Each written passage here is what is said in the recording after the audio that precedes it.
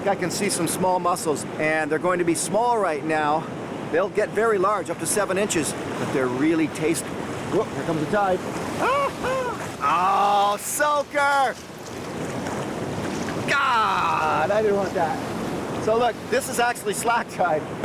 That's the hard part about doing this time of year, that even at slack tide, you get these rogue waves that keep coming in.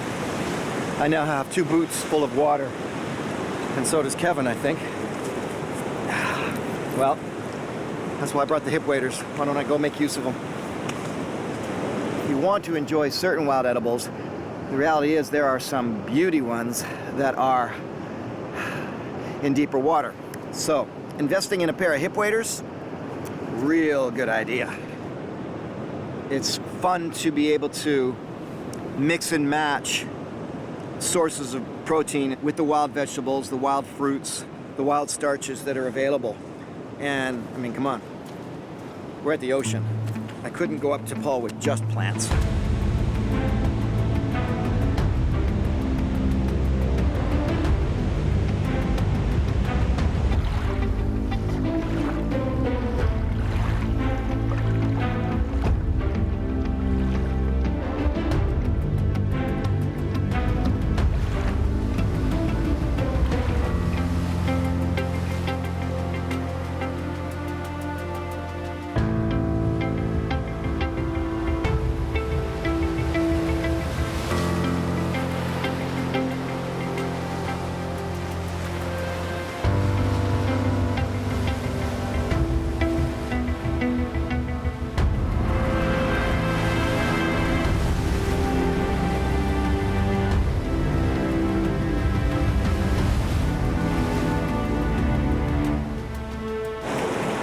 Just looking for the choice ones, the ones that are just beautiful sizes.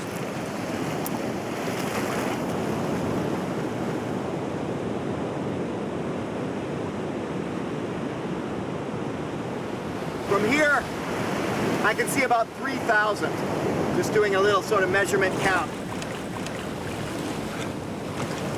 Definitely is where a good knife comes in handy, but it's going to need a sharpening.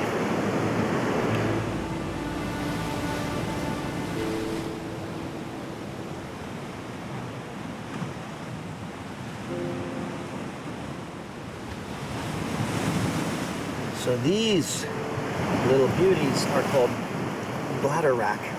It's a delicious, delicious tree. Thusly named because often as they grow a little older, they develop these bladders on the ends that actually are filled with air, and it keeps them floating.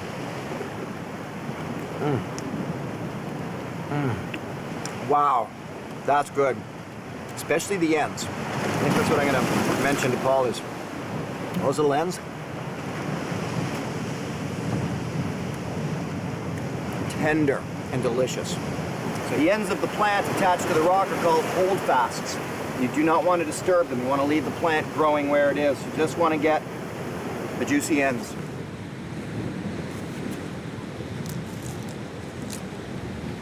There we go. Just the tip. There we go. All right. Well, I hinted to Paul that I had a mustard plant for him. I was stretching that a bit. It's a mustard family, but this is actually a wild radish. And you still have that spicy note when you bite into it. Let me see here. And I want the tender.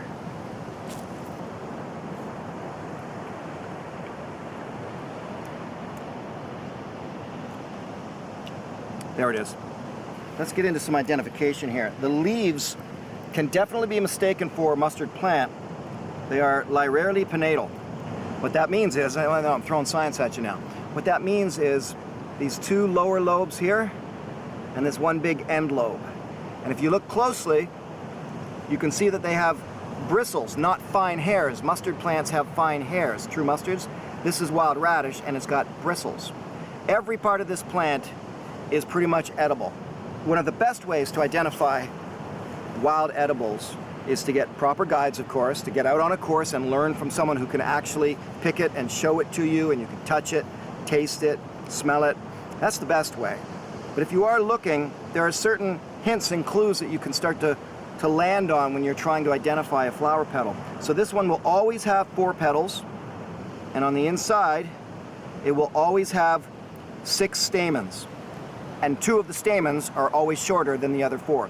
Now, as I said, you can easily mistake the leaves for a mustard plant. However, you will not be mistaking it for a look-alike toxic plant, and that's what makes this one of the safer species to learn how to identify and then harvest. All right, let's bring Paul home some greens and some of those flowers.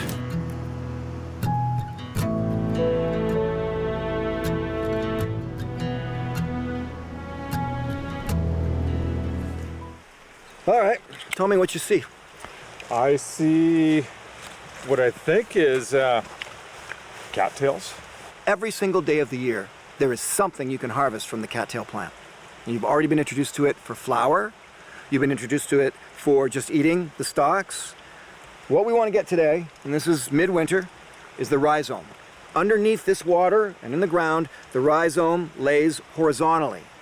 And out from that will be next year's growth. We're taking the rhizome right out of the water. It's gone, it will not grow there again. What I like to do for reciprocity is every time I see those seed heads, I break them up and I try to keep spreading them around, or I'll take them home and put them in the ponds around my place. This is a process of harvesting that absolutely will kill the plant. So that's why you want to gather where there's thousands of them. Holy, that's cold water. Let's see what I can do here.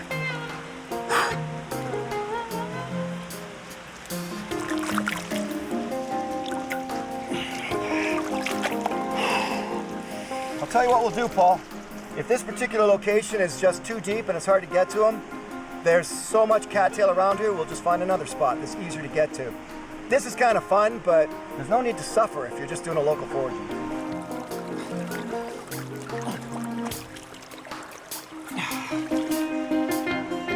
Got one! Just need 19 more. There's a couple here, Paul. But I know another spot. Shallower, softer mud. I got one, but let's go get a bunch more.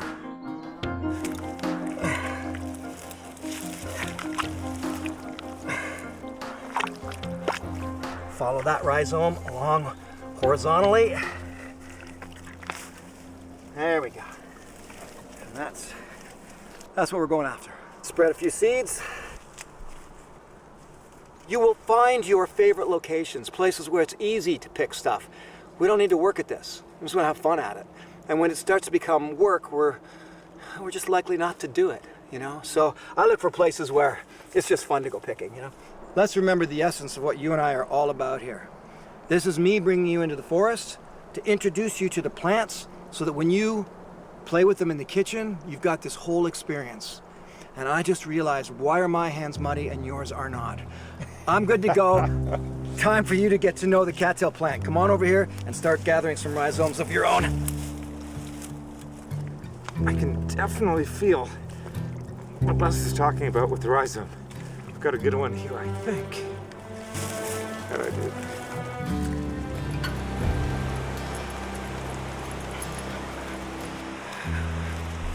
All right, here we go. Take a look at this. Isn't that beautiful? You know what that is? No idea. So this is actually a member of the wild ginger family. No kidding. All right, and it's, I believe the proper name is Hartig wild ginger. We take a little piece here. Should smell like ginger. In a big way. Yeah. Isn't that something? There's not a lot of it, so I don't want to harvest from this patch. If there was tons of it, we'd go for it. I just want to leave this. Let's see what else we can find. This is actually a beautiful patch of wild ginger. It's a different variety from some of the wild gingers that are around here. This one happens to be abundant, and that's why I want to go for it, because it's prolific and abundant in this area. So this is going to be a good one. This is the kind of area for wild ginger, kind of dark and shady and wet. Just search the creeks, and that's where you'll find wild ginger. This is beautiful. When you gather wild edibles, once you get into digging and pulling and cutting and picking, the aromas just wash up into your face. Now that is both awesome and dangerous. I'll tell you why it's dangerous. This has a strong aroma to it. That smell is transferred now to my fingertips. Now, I'm looking for another plant. Oh, and I see something that looks like the plant that I think I want, and I'm trying to smell that plant. The ginger's going to override that. So you actually need to wash your hands in between so that you don't mix up smells and aromas as you're gathering. But in this case, I'm only after the ginger. Oh, Paul's gonna love this. I'm sure this looks a little bit undoable for some people, depending on the kind of physical shape they might be in. I don't have to run up this hill. I can take it nice and slow. Keep my dog with me. And just sometimes it's a great opportunity to just kind of stretch a few things out so that gathering wild edibles is actually part of keeping you healthy and strong.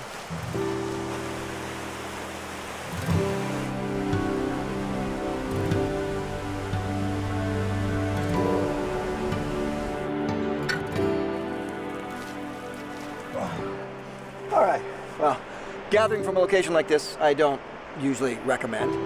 It's a little bit precarious, a little bit treacherous even. But when you do go out to forage locally and gather from the wild harvest, you want to make sure that you're going to a place that you're safe and you're comfortable.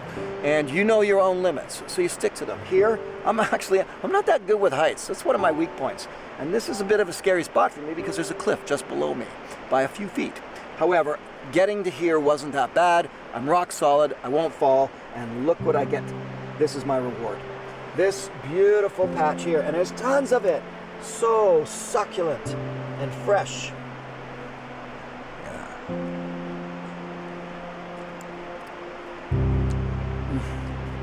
It's called miner's lettuce.